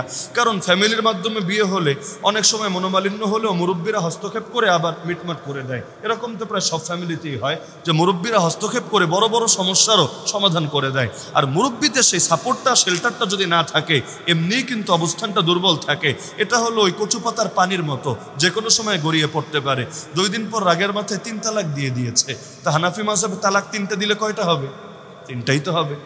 কিন্তু এখন সালাফি মাযহাবই বলি আর কি, যদিও ইমাম আহমদ বিন হাম্বলের ফতোয়া এটা না, তবে পরবর্তী যুগের 2-1 ব্যক্তির ফতোয়াকে কেন্দ্র করে তারা বলে এক মজলিসে 3 ডানা, 3 লাখ না, 3 কোটি না, 300 কোটি তালাক দিলেও মাত্র 1 পিসি হবে, বাকিগুলো বাদ যাবে। তো এখন তালাক দিয়েছে 3টা, 2 দিন পর মাথায় এসেছে, না এইরকম বউয়ের কপালে পাওয়া যাবে না, এরকম কিউটের ডিব্বে একবার হাতছাড়া হলে বাকি জীবন আফসোস করে মরা লাগবে। এক কাজ করি, সংসারটা আবার ঠিক করে ফেলি। তো 3 তালাক দিলে আবার ঠিক করবে কেমনে? আর যে হিল্লা টিল্লা আছে এগুলো তো কোনো সমর্থনযোগ্য পদ্ধতি, এর উপর আল্লাহ লানত পড়ে। আবার ব্যক্তির আত্মমর্যাদাও তো লাগবে যে তার বউ যাবে আরেকজনের ঘরে গিয়ে আবার খাটখা পাবে, তারপর আবার তাকে নিয়ে সংসার করবে। এতটুকু আত্মমর্যাদা তো অনেকেরই লাগতে পারে। এখন ভাবলো আমি আপাতত সালাফি হয়ে গেলাম। কেন? কারণ যেহেতু সুযোগ আছে, 3টা দিলেও একটা হবে, আপাতত সালাফি, আপাতত সংসারটা করি, পরে আবার সময় মতো হানাফি হওয়া যাবে। তাহলে এই যে ছোটোছুটি করলো, এটা কি দলিলের শক্তির আলোকে না নফসের খাহেশের আলোকে? মনে করেন গা থেকে রক্ত বের হয়েছে, একটু শীত শীত লাগছে, এখন আর গরম না, শীতের দিন, আবার উজু করবো, কষ্ট না, আপাতত আমি হানাফিরে তালাক দিলাম, আমি আপাতত অন্য মাযহাবে চলে আসলাম, যেই মাযহাবে রক্ত বের হলে ওযু ভাঙে না। তো যেহেতু পেশাব পায়খানা করি না, এখানে রক্ত বের হয়েছে, নামাজটা পইরা নেই, পরে সালাম ফেরানোর পরে আবার হানাফি হয়ে যাব। এরকম লোক আছে রে ভাই দুনিয়ায়। কক্সবাজার গেলে সালাফি হয়ে যায়, কেন? কাঁকড়া খাওয়া লাগবে। বুঝেন নাই? কক্সবাজার গিয়েছেন জীবনে? কাঁকড়া বেচে না, বিচের পাশে কাঁকড়া বেচে, ওখানে গিয়ে আমি নিজের চোখে দেখা, এগুলো আমি কোনো বানোয়াট কথা বলছি না, সারা জীবন হানাফি, কিন্তু কাঁকড়া খাওয়ার জন্য আপাতত সে হানাফি থেকে থুক্কু দিয়ে বের হয়ে গিয়েছে, আবার কাঁকড়া মোবারক খাওয়া শেষ হলেই আবার হানাফি থেকে এসে ঢুকে পড়বে। তাহলে এই লোকগুলোর সমাজের চোখেও কেমন দেখা দরকার। কারণ ওই যে আওয়ামী লীগ বিএনপির উদাহরণ দিলাম না ভাই, করলে একটা কর, কিন্তু 1 মাস তুই এই দলে, 1 মাস তুই ওই দলে, মানে কি? সমাজের লোক তোরে 12 ভাতারি বলে গালি দিবে। তো এখন দুনিয়ার লাইনে যদি এটা নিন্দনীয় হয়, ইসলামের লাইনে আরো বেশি নিন্দনীয় হবে। আর যদি ইমামে মুস্তাহিদ কোনো ফতোয়া দেয়, তার ফতোয়ায় যদি ভুলও থাকে, তবুও রব্বুল আলামিন যেহেতু তিনি দলিলের অনুসরণ করতে চেয়েছেন, এটাকে মাফ করে দিবেন। নবীর হাদিস, ইযা ইজতাহাদাল হাকিমু ফাআসাবা ফালাহু আজরান ওয়া ইযা ইজতাহাদা ফাআখতা ফালাহু আজরুন। যদি মুস্তাহিদ তিনি বিচার করতে গিয়ে, সিদ্ধান্ত দিতে গিয়ে সঠিক করেন, রব তাকে 2টা নেকি দান করেন, আর যদি ভুলও করেন, রব তাকে 1 নেকি দান করেন। কিসের নেকি? এই যে মেহনত করেছেন, পরিশ্রম করেছেন, এর নেকি। আর সঠিক করলে 2 নেকি কেন? পরিশ্রমের নেকি তো আছেই, আবার সঠিক করারও নেকি। তো রব্বুল আলামিন অনেক ক্ষেত্রে মাফ করে দিবেন। কেন? কারণ বাস্তবেই সে দলিলের অনুসরণ করতে চেয়েছে। কিন্তু যারা বাইং মাসের মতো ছোটোছুটি করে, এরা দলিলের অনুসরণ কমই করতে চায়, কারণ দলিল বোঝার মতো যোগ্যতাই তাদের নাই। এরা মূলত নফসের অনুসরণ করে, আর নফসের পেছনে যে একবার ছুটতে শুরু করে, এই নফসি তারে জাহান্নামের দোরগোড়ায় পৌঁছে দিয়ে আসে। আল্লাহ নবীর সহিহ হাদিস দেখেন, আল হালালু বাইয়িনুন ওয়াল হারামু বাইয়িনুন ওয়া বাইনাহুমা উমুরুন মুশতাবিহাত। নবী বলেন, হালালও স্পষ্ট, হারামও স্পষ্ট। হালাল আর হারামের মধ্যে কিছু বিষয় আছে যেটা অস্পষ্ট। আমাদের প্রত্যেকের সামনে জীবনে এমন কিছু লেনদেন আসে, এমন কিছু কারবার, এমন কিছু খাবার দাবার আসে যেটা নিয়ে আমি কনফিউজড যে এটা কি হালাল নাকি এটা হারাম, চিন্তা হয় না? যেমন বিধর্মীর দোকান থেকে মিষ্টি কিনে খাবেন, কিছু মিশিয়েছে নাকি মেশায় নাই আপনি জানেন না, কারণ এটা তো আর আপনার কাছে ওহী নাই, জানবেন কিভাবে? গায়েব তো আর আপনি জানেন না। কিন্তু একটা এই যে সন্দেহ আছে, সংশয় আছে, তো নবী তো বলেছেন হালালও স্পষ্ট, হারামও স্পষ্ট। মাঝে যে বিষয়গুলো অস্পষ্ট, নবী বলেছেন মুমিন যেন এগুলো পরিহার করে চলে। কেন? এগুলো হলো বর্ডারের মতো বর্ডার, এমন বর্ডার যেখানে কাঁটাতার দেওয়া নাই, কোনো এরিয়া, কোনো চিহ্ন আলাদা ভাগ করা নাই। এরকম বর্ডার দিয়ে কেউ যদি ছাগল চড়ায়, সারাদিন ছোটাছুটি করে, নিজের অজান্তেও সে বর্ডার ক্রস করার আশঙ্কা আছে নাকি নাই? ক্রস যদি করে কি হবে? বাংলাদেশে হলে কি হবে? বিএসএফ গুলি দিয়ে দিবে, মেরে ফেলবে, মারলে বিচারও হবে না, এটা নিয়ে প্রতিবাদও হবে না, এটা নিয়ে পত্রপত্রিকায় লেখালেখিও হবে না, সুশীলদের লেজের মধ্যে আগুনও ধরবে না। আর ওদের শুধু সামান্য একটা টিপ নিয়ে কথা বললেও দেশ গরম করে ফেলবে, যদি না বলে প্রয়োজনে নাটক সাজায় দেশ গরম করবে। আর বর্ডারের মধ্যে যদি সাধারণ নিরীহ মানুষ মারে, এতে ওদের মন কাঁদবে না, কারণ যারা মরেছে এরা ওদের দলের না, এরা তো আর নাস্তিক না, এরা তো আর বেঈমান না, এরা তো আর শাহবাগী না। সুতরাং এদের জন্য ওদের মায়াকান্না করা লাগবে না। তো যারা বর্ডারে সবসময় চলাফেরা করে, দাগহীন বর্ডারে, ওরা বর্ডার ক্রসের আশঙ্কা আছে নাকি নাই? আল্লাহ নবী বলেছেন, যারা অস্পষ্ট জিনিসের পেছনে ছোটাছুটি করে, এরাও এক সময় গিয়ে হারামে লিপ্ত হয়ে যায় নিজের অজান্তেই। এজন্য কেউ হারাম থেকে বাঁচতে চাইলে সন্দেহপূর্ণ জিনিস থেকেও বাঁচতে হবেই হবে। কি করতে হবে? নবী বলেন, দা মা ইয়ারিবুকা ইলা মা লা ইয়ারিবুকা। যেই জিনিস তোমাকে সন্দেহে ফেলে, এটা ছেড়ে, যা তোমাকে সন্দেহ সন্দেহে ফেলে না তুমি সেটা করো। এমনকি নবী বলেন সব কারে বলে গুনাহ কারে বলে আমি রাসূল তোমাদেরকে শিখিয়ে দিচ্ছি, মূলনীতি মাথায় গেঁথে রাখবা। আল বিররু হুসনুল খুলুক ওয়াল ইসমু মা হাকা ফি সাদরিক ওয়া কারিহতা আন ইয়াত্তালি আলাইহিন নাস। নবী বলেন গুনাহ হলো সেটা যার মধ্যে দুইটা উপাদান খুঁজে পাবা। এক নম্বর গুণ, তোমার অন্তরে খটকা লাগে। অন্তরে কি লাগে? গুনাহ করতে গেলে খটকা লাগে না, সন্দেহপূর্ণ জিনিসেও খটকা লাগে না। নবী বলেছেন যা করতে গেলে খটকা লাগে, এমনকি হুজুর মানুষ হয়েছেন তাতে কি, এক জায়গায় নিয়ে গিয়েছে হুজুর একটু কইরা দেন কাজটা, কিন্তু আপনি বুঝতে পারছেন না রে কেমন কেমন লাগছে, এ জায়গায় কি এটা জায়েজ হবে? এখন 200 টাকার লোভে কাজটা করে দিলেন। আল্লাহর নবীর দৃষ্টিতে আপনিও গুনাহগারের খাতায় নাম উঠিয়েছেন। আজকাল 100 টাকা 200 টাকার কাছে যারা ইমান বিক্রি করে দেয়, উম্মত তাদের এলেমের উপর আস্থা রাখবে কিভাবে? আমার তো বুঝে আসে এলেমের উপর আস্থা। আরে যে 100 টাকার কাছে নিজের এলেমকে ইমানকে বিক্রি করতে পারে, ও যে আপনার জাহান্নামের পথে পরিচালিত করবে না, তার ফেমের জন্য, তার ক্ষমতার জন্য, তার ক্যারিয়ারের জন্য, এর কি গ্যারান্টি আপনি দিতে পারবেন? সুতরাং যাদের ইমানের দাম একটা জেলাপি, যাদের ইমানের দাম 10টা টাকা, যাদের ইমানের দাম একটা পদ, যাদের ইমানের দাম একটা চাকরি, এই সমস্ত হুজুরদেরকে যারা অনুসরণ করে, এদেরও আগামী দিনে কপাল পড়ার আশঙ্কা আছে। অনুসরণ করতে হবে একমাত্র তাদেরকে। কোরআনে বলে দিচ্ছে রব্বুল আলামিন সূরা ইয়াসিন, আমার কথা না, সূরা ইয়াসিনের আয়াত সন্দেহ থাকলে গিয়ে বাসায় চেক দিয়েন। ইত্তাবিউ মান লা ইয়াসআলুকুম আজরা ওয়া হুম মুহতাদুন। যারা নিয়মিত তেলাওয়াত করেন, আয়াতটা পরিচিত না? 22 নম্বর পারার শেষের আয়াত, ইত্তাবিউ মান লা ইয়াসআলুকুম আজরা ওয়া হুম মুহতাদুন। তোমরা অনুসরণ করবা তাদেরকে যারা তোমাদের কাছে বিনিময় চায় না। এক নম্বর গুণ কি? এক নম্বর গুণ কি? বলবেন হুজুর তাহলে কি হাদিয়া নেয় না? হাদিয়া ভিন্ন জিনিস আর বিনিময় ভিন্ন জিনিস। তবে যেই হাদিয়া বিনিময়ের রূপ ধারণ করে নিয়েছে, বিনিময়ের রূপ বোঝেন, মানে এটা মুখ দিয়ে না বললেও সমাজে সেটআপটা এভাবেই দেওয়া আছে, এই কাজ করলে বিনিময় আছেই, দাঁড়ায়া 10 মিনিট থাকলে বিনিময়ে 500 তো পাওয়া যাবেই, সমাজে প্রতিষ্ঠিত হয়ে গিয়েছে, ওটাও চুক্তি করে নেওয়ার মতোই। কারণ ফতোয়ার একটা স্বীকৃত মূলনীতি, কারো ইখতিলাফ নাই, স্বীকৃত মূলনীতি, যে কোনো মাদ্রাসায় গিয়ে যাচাই করে আসতে পারেন। আল মারুফ উরফান কাল মাশরুতি শারতান, যেটা সমাজে প্রতিষ্ঠিত এটা শর্ত করে নেওয়ার মতোই, যেটা সমাজে প্রতিষ্ঠিত এটা শর্ত করে নেওয়ার মতোই। তো বলে দিচ্ছেন অনুসরণ করবা তাদের যারা বিনিময় চায় না এবং নিজেরাও হেদায়েতের উপর প্রতিষ্ঠিত থাকে। তার মানে যাদের ধান্দা হলো বিনিময়, আর যারা বিনিময় রক্ষার জন্য হেদায়েতের পথ ছাড়তে পারে। কারণ এই দেশের মধ্যে 12 ভাতারি হুজুরও আছে, যদিও কথাগুলো শুনতে খারাপ লাগে, বাস্তব। কেমন? আপনি দেখবেন যেই দলের কাছে যখন যায়, পানির মতো, পানির নিজস্ব আকার নেই নাকি? পানির নিজস্ব কোনো আকার নেই, ওরে যেখানে রাখবেন সেটার আকার সে ধারণ করবে। ওরে এই বোতলে ঢোকান, বোতলের আকার, চতুর্ভুজ বোতলে ঢোকান সেটার আকার, ত্রিভুজ বোতলে ঢোকান সেটার আকার, পানি যেখানে যায় তার আকার ধারণ করে। রব্বুল আলামিন আমাদের সৃষ্টির উপাদানে যেহেতু আগুন, পানি, মাটি, বাতাস, এই পানি তো আছেই, মাটির সাথে পানি মিশিয়েই কাদামাটিতে পরিণত করা হয়েছিল। যে কাদামাটি থেকে আল্লাহ আমাকে আপনাকে সবাইকে সৃষ্টি করেছে। ওই পানির বৈশিষ্ট্য আছে অনেকের মধ্যে, আমাদের সামনে আসবে এক রূপ, ওদের সামনে যাবে আর এক রূপ। আল্লাহর রাসূল বলেন সবচাইতে নিকৃষ্ট মানুষ হলো বহুরূপী। ইন্না শাররান নাসি যুল ওয়াজহাইন আল্লাযী ইয়াতি হাউলাই বিওয়াজহিন ওয়া হাউলাই বিওয়াজহিন। যারা এই দলের কাছে যায় এক চেহারা নিয়ে, ওই দলের কাছে যায় আরেক চেহারা নিয়ে। সূরা বাকারা শুরুর দিকেই পাবেন, এটা মুনাফিকদের চরিত্র। যখন তারা মুমিনদের কাছে আসে বলে আমান্না, আমরাও তো ঈমান এনেছি, আমরাও তো ঈমানদার। আর যখন মুনাফিকদের কাছে যায়, ওদের শয়তান নেতাদের কাছে যায়, কোরআন বলছে ওয়াইদা খালাউ ইলা শায়াতিনহিম ক্বালু ইন্না মাআকুম, তখন বলে আরে আমরা তো তোমাদের সাথেই আছি, ইন্নামা নাহনু মুস্তাহজিউন, আমরা তো মুমিনদের থেকে মজা নিচ্ছি। তো দেখবেন এইখানে আসলে একরূপ, ওইখানে গেলে আরেক রূপ, এই দলের কাছে একরূপ, ওই দলের কাছে আরেক রূপ। এগুলো হলো সৃষ্টি জগতের সবচাইতে নিকৃষ্ট প্রাণী।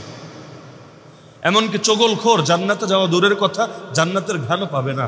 চগলখোরের মূল সমস্যা কি? বহুরূপ। চগলখোরের মূল সমস্যা কি? বহুরূপ। এখানে আসলে একরূপ, ওখানে গেলে আরেক রূপ। এই হালতগুলো ছাড়তে হবে। তো পুরো কথার মূল কথা হলো যে দিনের বিষয়ে, মূল বিষয়ে সবাই তো একমত থাকা লাগবেই। ইখতিলাফ ভিন্ন জিনিস, ইসলামের মধ্যে মৌলিক ইখতিলাফ হয় না। শাখাগত ইখতিলাফের গোড়ায় নজর দিলেও ইখতিলাফ পাবেন না। ইখতিলাফ দেখে মাযহাব ছাড়তে চাইলে 2 দিন পর আর হাদিসও মানতে পারে না। বাংলাদেশে যত আহলে কোরআন আছে, আহলে কোরআন বুঝেন, যারা বলে কোরআনকে দলিল মানি, হাদিসকে দলিল মানি না, সবার একমাত্র যুক্তি, কমন যুক্তি এটা, তারা বলে হাদিসের মধ্যেই শুধু ইখতিলাফ, হাদিসের মধ্যেই শুধু ইখতিলাফ, কোরআন ইখতিলাফ দেখতে পাই না। অথচ এটাও ভুয়া কথা। যদি ইখতিলাফ সমাধানের মতো যোগ্যতা তার থাকে, না কোরআনে ইখতিলাফ পাবে না হাদিসে ইখতিলাফ পাবে। আর ইখতিলাফ সমাধানের যোগ্যতা যদি না থাকে, তাহলে হাদিসেও যেমন ইখতিলাফ দেখতে পাবে, কোরআনেও ইখতিলাফ দেখতে পাবে। এই যে সূরা বাকারার 2 আয়াত পড়লাম, এক জায়গায় বলা আছে সমস্ত মানুষের জন্য হেদায়েত, আরেক জায়গায় বলা আছে মুমিনদের জন্য হেদায়েত। ইখতিলাফ না? একটা মানলে আরেকটারে ভুল মনে হয় না? সমাধান কি? এই যোগ্যতা থাকলে আর ইখতিলাফ কোথাও মনে হবে না, বরং দেখবে সবই তো সহজ। কারণ অঙ্ক করতে জানলে কঠিন থেকে কঠিন সমস্যা সলভ হয়ে যায়, না জানলে যোগ বিয়োগ করতে দিলেও বাথরুমের চাপ শুরু হয়ে যায়, এরকম হালত। তো যে আয়াতে আল্লাহ বলেছেন সমস্ত মানুষের জন্য হেদায়াত, সেখানে হেদায়াত অর্থ হলো রাস্তা দেখানো। আর যেখানে আল্লাহ বলেছেন মুমিনদের জন্য হেদায়াত, সেখানে অর্থ হলো রাস্তা চালানো। দেখানো আর চালানো এক কথা। আল্লাহ সবাইরই কোরআন দিয়ে রাস্তা দেখায়। ইহুদিকে দেখায় না, খ্রিস্টানকে দেখায় না, হিন্দুকে দেখায় না, নাস্তিককে দেখায় না, দেখাতে আল্লাহ সবাইকেই দেখায়। কিন্তু মুমিনরা খালি দেখায় না, রব্বুল আলামিন তৌফিক দিয়ে, নুসরত দিয়ে, রহমত দিয়ে, বরকত দিয়ে পথ চালায় দেয়। কারণ আমরা একটা সেজদাও দিতে পারি না রবের তৌফিক ছাড়া, রবের হেদায়েত ছাড়া। লা হাওলা ওয়ালা কুওয়াতা ইল্লা বিল্লাহ। তো এবার এই পুরো ভূমিকার আলোকে আয়াত বুঝতে 1 মিনিটে যথেষ্ট। সূরা শূরা আয়াত নম্বর 13, আয়াত নম্বর 14। আল্লাহ 5 জন নবীর নাম এনেছেন, 5 জন নবীর নাম। 1 নম্বরে নবী নূহ আলাইহিস সালাম, যিনি পৃথিবীর বুকে প্রথম রাসূল। প্রথম নবী আদম আলাইহিস সালাম, প্রথম রাসূল নূহ আলাইহিস সালাম। সহিহ বুখারীর মধ্যে এটার পক্ষে হাদিস আছে, কিয়ামতের দিনে মানুষ গিয়ে নূহ আলাইহিস সালামের কাছে বলবে, আনতা আউয়ালুর রাসূলি ইলা আহলিল আরদ, আপনি পৃথিবীবাসীর দিকে প্রেরিত সর্বপ্রথম রাসূল। তাহলে 1 নম্বর রাসূলের নাম কি? নূহ। আর সর্বশেষ রাসূলের নাম কি? মুহাম্মদ সাল্লাল্লাহু আলাইহি সাল্লাম। এই 2 জনের নাম, আর মাঝখান থেকে 3 জনের নাম। কোন 3 জন? একজনের নাম নবী ইব্রাহিম, একজনের নাম নবী মূসা, আর একজনের নাম নবী ঈসা। 5 জন আপনাদের পরিচিত। এই 5 জনকে একসঙ্গে বলা হয় উলুল আজমি মিনার রসুল। উলুল আজমি মিনার রসুল, উলুল আজমি মিনার রসুল মানে কি? দৃঢ় সংকল্পের অধিকারী নবী। অন্যান্য নবীদের চাইতেও তাদের মধ্যে স্পেশালিটি রয়েছে বেশি। এই 5 জন রসুলকে আল্লাহ ডেকে ডেকে বলছেন যে তোমাদের সবাইকে আমি আদেশ দিয়েছি, আন আকিমুদ্দিন, তোমরা দিন কায়েম করবা, ওয়ালা তাতাফাররাকু ফি, দিন কায়েম করতে গিয়ে দলে দলে ভাগ হয়ে যাবা না। কয় নবীর নাম বললেন? আমাকে বলেন 5 নবীর শরীয়ত কি এক না ভিন্ন? ভিন্ন না? নবী মূসা শরীয়ত, নবী ঈসা শরীয়ত আলাদা না? কেউ যদি এই যুগে এসে বলে নবী ঈসা শরীয়ত মানি না, তাহলে মুসলমান বলবেন না কাফের বলবেন?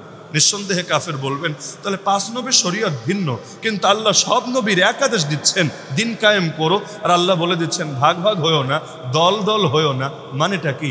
এখন প্রশ্ন আসবে না, আল্লাহ দিন তো কায়েম করব, তবে কোন দিন? নবী মূসার দিন না নবী ঈসার দিন?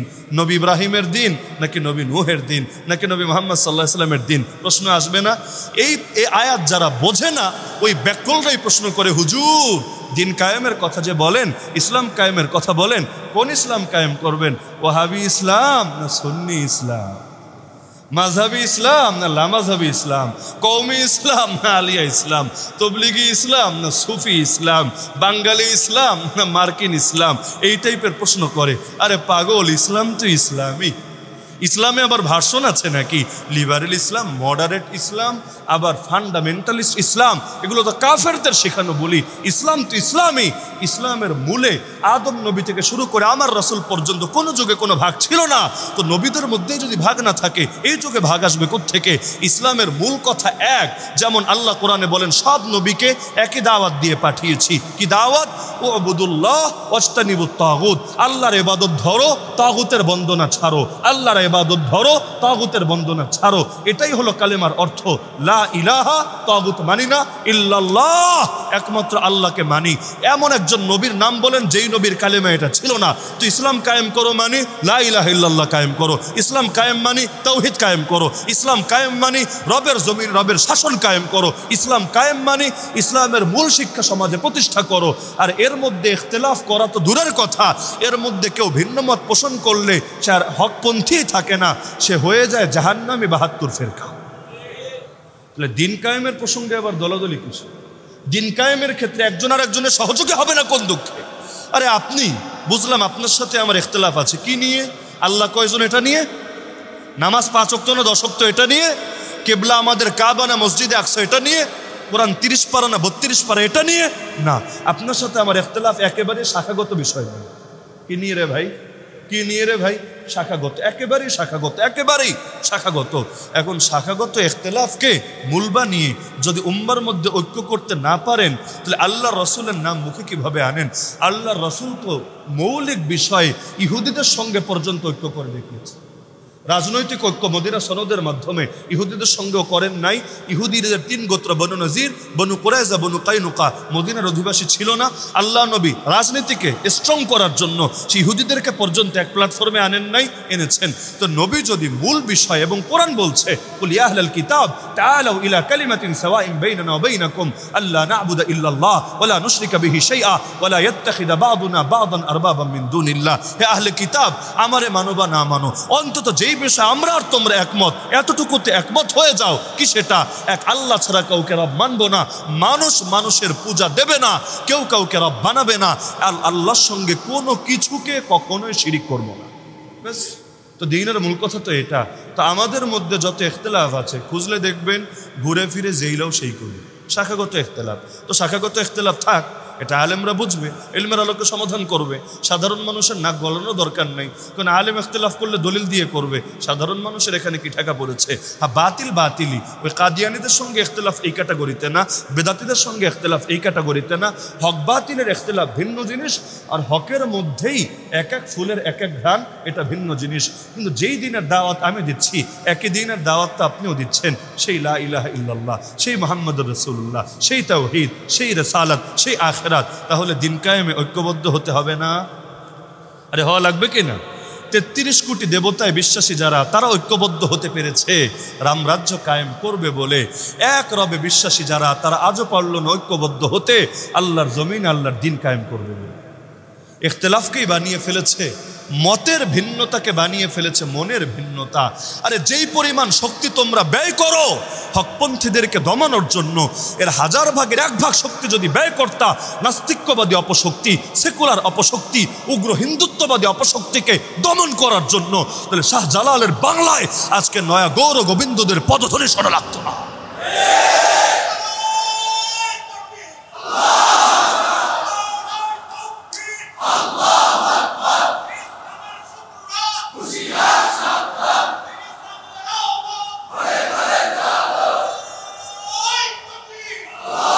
মুমিনের বৈশিষ্ট্য কোরআন জানিয়ে দিয়েছে, আদিল্লাতিন আলাল মুমিনিন আইজ্জাতিন আলাল কাফিরিন আশিদ্দাউ আলাল কুফার রুহামাউ বাইনাহুম। আরে তারা কুফরি শক্তির বিপক্ষে থাকবে কঠোর, আর ভিন্ন মতের হলেও মুমিনদের প্রতি থাকবে নরম। তো মুমিনদের প্রতি যে নম্রতা দেখাতে পারে না, আর কাফেরদের প্রতি কঠোরতা প্রদর্শন করতে পারে না, ওর মুখে ঈমান ইসলামের কথা শোভা পায় না। হ্যাঁ, ভাইয়া ভাইয়াও তো মনোমালিন্য হয়, আরে স্বামী স্ত্রীর মধ্যেও তো ঝগড়াঝাটি হয়, তো ঘরের বিষয় তো ঘরের মধ্যে সমাধান হয়ে যায়। কিন্তু একজন আরেকজনকে দমানোর জন্য বহিঃশত্রুর সঙ্গে হাত মিলায় না। আজকে তো এই ঘৃণ্য জিনিস দেখা যাচ্ছে এই জমিনের মধ্যে। আরে ভাই, তোমার সাথে আমার যদি মতের ভিন্নতা থাকে, দলিলের ভিন্নতা থাকে, তুমি তোমার দলিল নিয়ে আসো না, আমি আমার দলিল নিয়ে আসি না। আরে বাকিটা তো সময় কথা বলবে। মানুষ তার অন্ধ না, তার দলিল দেখে মূল্যায়ন করবে। কিন্তু দলিল নিয়ে আসবা না, সামনাসামনি এসে মোকাবেলা করবা না, আর আড়ালে আড়ালে গালি দিয়ে দিয়ে গাছের শিকড় কাটবা, ষড়যন্ত্র কাটবা। আর তোমার কি একবার মনে হয় না আমি দুর্বল হওয়ার মানে 2 দিন পর তো তুমিও দুর্বল হবা, আর এভাবে সবাই দুর্বল হওয়ার মানে ইসলামই তো দুর্বল হবে, কারণ ইসলাম তো সবল হবে মুসলিম উম্মার মাধ্যমে। তাহলে আল্লাহ রসুলের পাশে যদি এক আবু তালেব মুশরিক হয়েও দাঁড়িয়ে বলতে পারে, আরে শোন কুরাইশ, যতদিন আমি জীবিত আছি আমি মুশরিক হতে পারি, কিন্তু আমি জীবিত থাকতে তোরা মুহাম্মাদের কোনো ক্ষতি করতে পারবি না। এই কথা যদি আবু তালেব বলতে পারে মুশরিক হয়ে, আমরা কোন দুঃখে বলতে পারি না?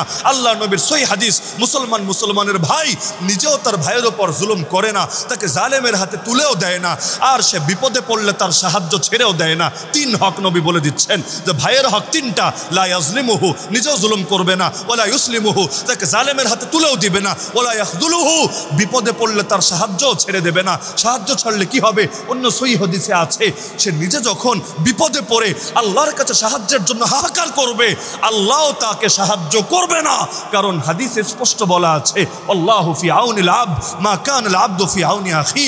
আল্লাহ ততক্ষণ যতক্ষণ বান্দার সাহায্যে থাকবে, বান্দা যতক্ষণ তার ভাইয়ের সাহায্যে থাকবে। তো যদি মনেও চায় এত কিছুর পরও হকপন্থীদেরকে দমাতে তোমাদের শক্তি ব্যয় করতে হবে, ঠিক হয়, তবুও এই লড়াইটা কিছুদিন পরে করো না। আরে আমাদের তো পায়ের তলায় মাটি নাই, দেয়ালে পিঠ থেকে গিয়েছে। সমগ্র বিশ্বে, বিশেষ করে এই বাংলাদেশের পুণ্যভূমিতেও এখন শকুনদের আনাগোনা দেখা যাচ্ছে। এই দেশ থেকে ইসলাম আর মুসলিম উম্মাকে উৎখাত করার ষড়যন্ত্র চলছে। মুসলমানের রক্তকে শুয়োর কুত্তার রক্তের চাইতে সস্তা বানিয়ে ফেলেছে। আরে পোষা কুত্তার গায়ে কেউ হাত দিয়ে দেখুক না, আদালতের কাঠগড়ায় নিয়ে দাঁড় করাবে। আর মুসলমানকে মেরে ফেলে সপ্তাহের পর সপ্তাহ না, কখনো মাসের পর মাস না, বছরের পর বছর চলে যায়, অপরাধী চিহ্নিত হয় না, বিচার হবে তো দূরের কথা। তো মুসলিম উম্মা নিজেরা যদি নিজেদের রক্তকে হেফাজত করতে না পারে, আসমান থেকে ফেরেশতা এসে কি তাদের রক্তের হেফাজত করবে নাকি? রব্বুল আলামিন যে শক্তি দিয়েছে, আরে এই শক্তিটা আগে ব্যয় করো বাতিলের বিপক্ষে। আবু তালেবের মতো কেন বলতে পারো না? আরে এক অমুসলিম নেতার মতো কেন বলতে পারো না? যতদিন আমাদের ভেতরে প্রাণ আছে, সেই প্রাণে স্পন্দন আছে, যতদিন এই ধমনীতে রক্ত প্রবাহিত আছে, আমাদের কল্লা কাটা যেতে পারে, কোনো বাতিলের সামনে নত হতে পারে না।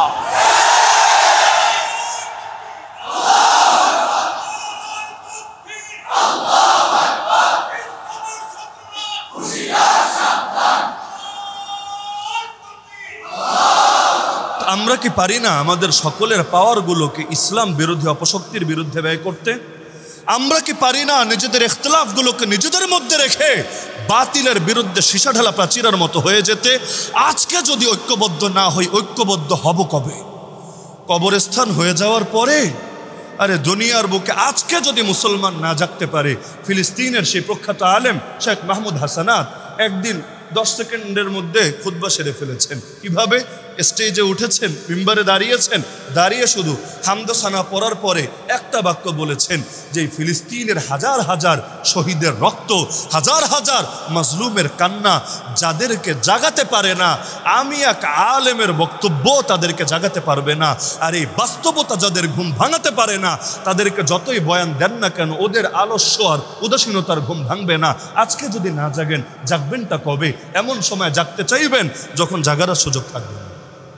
সুতরাং আপোষে মারামারি বহুত করা যাবে, ইখতিলাফ করলে করেন। ইখতিলাফ তো মতের ভিন্নতা, মনের ভিন্নতা না।